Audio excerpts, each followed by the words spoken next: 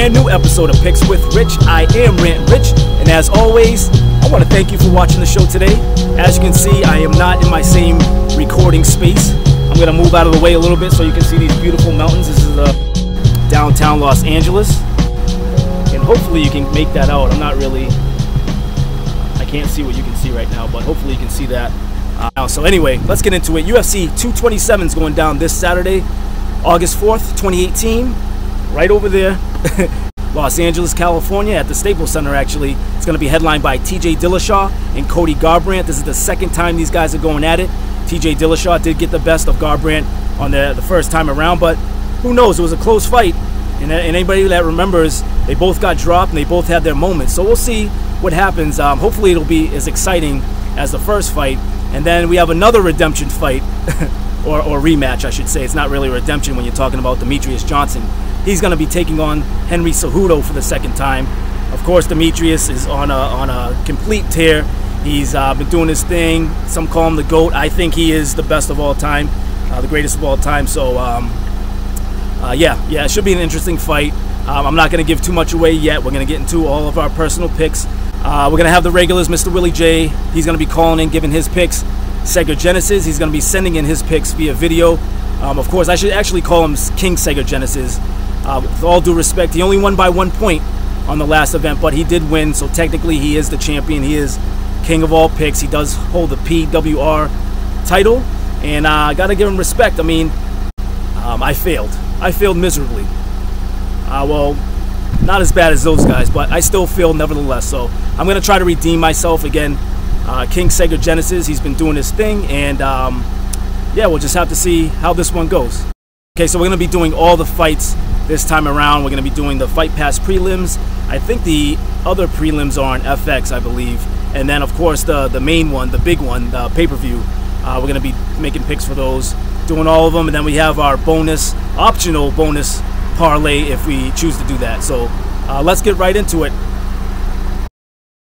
Okay, so first fight of the night on the Fight Pass prelims at 135 pounds, we have Marlon Vera taking on Willie Jay. Vera's coming in as a favorite at a -475. He is 10-5-1 in his professional career, coming off of 2 losses back-to-back in a row, unfortunately. His last fight was back in February of this year. And with that, also remember that this is a short notice fight for him that may play a factor, so just take that into consideration on whoever you pick. Similar reach, similar style. Nobody really has a strong advantage in this one. Willie Jay is coming in surprisingly at a +380 as the underdog. I think that those odds are way off. I think it should be a little bit closer than that. Also 10-5 in his professional career, coming off of a loss back in November of 2017. That was his UFC debut, so I think it's going to be close. I'm going to take Buren. I'm going to take the underdog. It just makes sense. Gives you more points if you guys are betting or doing fantasy. It's worth the shot. Okay, so next fight at 115 pounds, we have Danielle Taylor versus Jung Willie.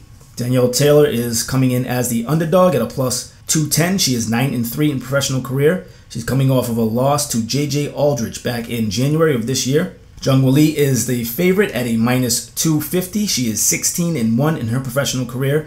She's going to be making her UFC debut. She's coming off of 16 wins in a row, which is pretty crazy. Most of those wins are coming out of Kunlun Fight MMA, which is out of China. Just because I'm more familiar with watching Danielle Taylor fight, I'm going to take Danielle Taylor, and I think she's going to win by decision. So next up at 135 pounds, we have Ricardo Ramos versus Kang Ho Jung. And I hope I'm pronouncing that right. I don't think I am, but bear with me here. Ramos is coming in as the favorite at a -220. He is 11-1 in his professional career on a 3-fight win streak, 2 being in the UFC. His last fight was November of last year. Pretty equally matched. I would say he does have the advantage on the feet. If it stays on the feet, striking-wise, I would definitely give it to Ramos. Kang Ho Jung is 13-7 in his professional career. He's also doing pretty well, though. He's coming off of 3 wins in a row. He has a slight advantage if it does go to the mat. So I'm going to go with Ramos, and I'm going to take him to win by decision. All right, so next up, this is the last fight on the Fight Pass prelims. We have Alex Perez taking on Jose Torres. Perez is the favorite in this one at a minus 145. He is 20-4 in his professional career. He's got 7 wins in a row. Wow, 2 of those being in the UFC. Was discovered on Dana White's Contender Series back in August of last year. His last fight was in February of this year. He's looking really good as of yet. Jose Torres, on the other hand, is the underdog at a plus 125. He is 8-0 in his professional career. He beat up Jared Brooks, making his UFC debut by a slam KO. Most of his fights were in Titan FC. That's what he's been known for. Looks really good on paper. Alex Perez, again, with those 7 wins in a row, even though all of them weren't in the UFC, still looking fantastic. I'm going to take a shot at this one. I'm going to say Alex Perez is going to beat Jose Torres, and Alex Perez is going to win by decision. Moving on to the FX prelims. At 145 pounds, we have Matt Salas versus Shimon Moraes. Matt Salas is the favorite in this one, slight favorite at a minus 125. He is 6-1 in his professional career. He's coming off of Dana White's Contender Series. He fought back in January of this year. Then moving on to Shimon Moraes. He's the underdog at a plus 105. He is 9-1 in his professional career. So he's coming off of a loss back in November of 2017. He spent some time in WSOF. The thing about this one is that most people would say, oh, Matt Salas, he's the younger fighter. He's got a lot to prove coming off of the Contender Series. But Moraes has a 4-inch reach. And these guys are very, very close on paper. So I'm kind of feeling Moraes on this one. Again, not so familiar with these guys. But I'm going to take my chance on Moraes, and I think he's going to win by decision. Okay, next up at 135 pounds, we have Ricky Simón versus Montel Jackson. Simone's coming in as the favorite at a minus 125. He is 10-1 in his professional career. Coming off of 6 wins in a row, pretty crazy. Won his UFC debut back in April of this year. Montel Jackson is the underdog in this one at a plus 105. He is 3-0 in his professional career. I don't know why the UFC has him marked as 6-0. I'm not sure what that's about. Maybe these were competitions, something like the Ultimate Fighter. I don't think he was on the Ultimate Fighter though. I'm trying to figure that one out. I know he has 3 pro fights and then he has 3 amateur. So maybe that was a typo or maybe I have it wrong. I don't know. But I'm calling him 3-0. Very, very inexperienced fighter. He did fight on Dana White's Contender Series back in June with a KO win, which was pretty unbelievable. Not too much on Jackson. He has a huge reach advantage, though I will say that. 6 inches. So I was back and forth on Ricky Simón and Jackson. I think just with the experience, the extra experience that Simón has. Again, he's got 11 fights under his belt compared to the 3 professional fights that Jackson has. I'm going to take Simón on this one. I think Simon's going to win by decision. Okay, so next up at 135 pounds is actually the last fight of the FX prelims. We have Pedro Munoz versus Brett Johns. Munoz is coming in as the favorite at a minus 270. He's coming off of a loss back in March of this year to John Dodson. Can't fault him too much for that one. John Dodson's obviously, he's a monster, he's a beast. Before that, he was on a 4-fight win streak, so keep that in mind. I think if this does go to the mat, I don't think anybody's the superior wrestler, so I'm not sure if this will actually go to the mat, but I do give a slight advantage to Munoz if this does go to the ground. Brett Johns, he is the underdog in this one at a plus 230. He is coming off of a loss to Aljamain Sterling, so same with Munoz. I can't really fault him that much. Aljamain Sterling is a monster. This last fight was back in April of this year that he lost, but before that, he was on a 15-fight win streak, 3 of those being in the UFC. Now, I think if this fight stays standing, which it definitely could, I think Brett Johns may have a slight advantage only because he has a 7-inch reach. Pretty crazy. But even with that being said, I think Munoz has overall, just with his fight history, I'm going to take Pedro Munoz and I think he's going to win by submission. Alright, so coming up to the main UFC 227, can I get a drum roll please? At 185 pounds, we have Thiago Santos taking on Kevin Holland. Santos is quite a big favorite in this one at a minus 390. He is 17-5 in his professional career. He's coming off of a loss to David Branch back in April. I don't know if you guys remember that fight, but it was pretty crazy. Everybody was really, really high on Santos. And I actually took David Branch 4 wins in a row before that whole David Branch knockout. He is getting a little bit older. Again, I hate to keep bringing that up, but you have to take that in consideration. After those knockouts at older ages, it just seems like it reoccurs a lot more. But not taking anything away from Santos. He's still somewhat young in the sport. I think he definitely has a few more years at least left in the tank. I think he has a decent takedown defense, so I don't really see it going to the mat. I believe he's a strong fighter. If he's got more experience in the UFC octagon than his opponent. And let's talk about his opponent, Kevin Holland. He's the underdog in this one at a plus 320. He is 13-3 in his professional career. He's got 4 pro wins in a row. He's coming off of Dana White Contender Series. The Contender Series he won was back in June, so he just fought pretty recently. He's got a big reach advantage, another one, 5 inches. I think if this does go to the mat for whatever reason, and it definitely could, I think he does have the advantage on the mat, and he might try to take it there, actually. He might try to take it there, but still, I have complete confidence in Thiago Santos. I think he's going to win by TKO KO. Moving on to the second fight of the main card, we have Polyana Viana versus JJ Aldrich. Let's start with Viana is the favorite in this one at a minus 270. She is 10-1 in her professional career. Won her last 6, most of those out of the Jungle Fight organization. She definitely has better grappling than JJ Aldrich. JJ Aldrich is a underdog in this one at a plus 230. She is 6-2 in her professional career. She's coming off of 2 wins in a row. Her last fight was back in January of this year. She has a subpar takedown defense. Viana's grappling skills and her grappling win history, I think she's going to get it done, so I'm going to take Viana. She's going to win by submission. So next up at 145 pounds, we have Cub Swanson versus Renato Moicano. Swanson is the underdog, quite a big underdog too, a little bit surprising, at a plus 330. He is 25-8 in his professional career. He's coming off of 2 losses in a row. His last loss was April of this year. I think if it stays on the feet, Cub he's a superior boxer. I think he has great head movement. He has great foot movement, great defense. Not the best takedown defense though, so that's going to get to my next point. Moicano is the favorite in this one at a minus 410. He is 12-1 in his professional career. He's coming off of a win against Calvin Carter back in April. He definitely has the jiu-jitsu advantage on this one. Cub has never been known to be a jiu-jitsu guy, really. I think he can exploit Cub's ground game. I think he's going to try to take it to the mat. They might stand for a little bit, but I think at the end of the day, Moicano, I think he's going to get it done by submission. Co-main event. Can I get another drum roll? At 125 pounds, we have the GOAT, Demetrious Johnson versus Henry Cejudo. This should be a great fight. This is the second time. Again, like I had said earlier, these guys are going at it. Demetrious Johnson is undoubtedly a heavy favorite at a minus 500. He is 27-2-1 in his professional career. G-O-A-T. 13 fights in a row, 13 wins in a row, and he's only 31 years old. I always look at Demetrious Johnson like he's older than he really is. I think he has he's got a slight reach advantage. I think he's got the speed advantage. He's trying to stay active as much as possible. It's kind of tough when you're just dominating everybody. His last fight was back in October, so it's been a little while.